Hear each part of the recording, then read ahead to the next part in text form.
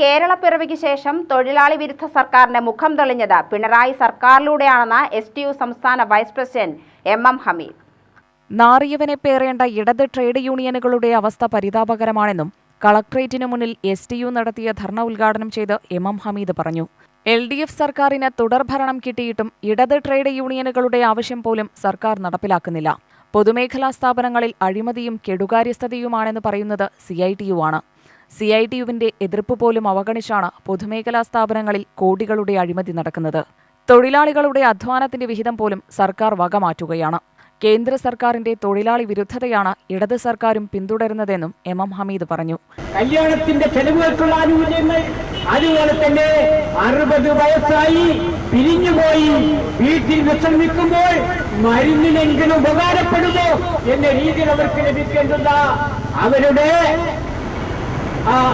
വരുമാനം എന്ന് പറയുന്നത് അവരുടെ കിട്ടാവുന്ന ഏറ്റവും വലിയ ആനുകൂല്യങ്ങൾ പോലും ഇവിടെ കുടിശ്ശികയായി കിടക്കുന്നു എന്നുള്ള വസ്തുത നമ്മൾ മനസ്സിലാക്കേണ്ടതുണ്ട്.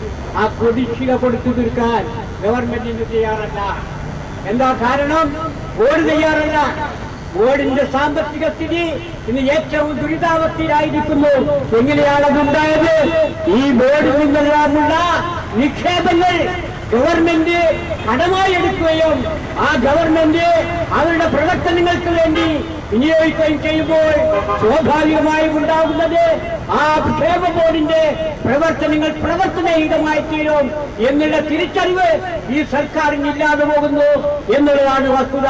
ക്ഷേമനിധി, പെൻഷൻ എന്നിവ ഓണത്തിന് മുൻപ് വിതരണം ചെയ്യുക, ബോണസ് വർദ്ധിപ്പിക്കുക, പൊതുമേഖലയിൽ ശമ്പളവും ആനുകൂല്യവും ഉറപ്പാക്കുക, തൊഴിലാളിദ്രോഹ നടപടികൾ അവസാനിപ്പിക്കുക, ചുമട്ടുതൊഴിലാളി നിയമം ഭേദഗതി ചെയ്യുക തുടങ്ങിയ ആവശ്യങ്ങൾ ഉന്നയിച്ചായിരുന്നു STUവിന്റെ ധർണ.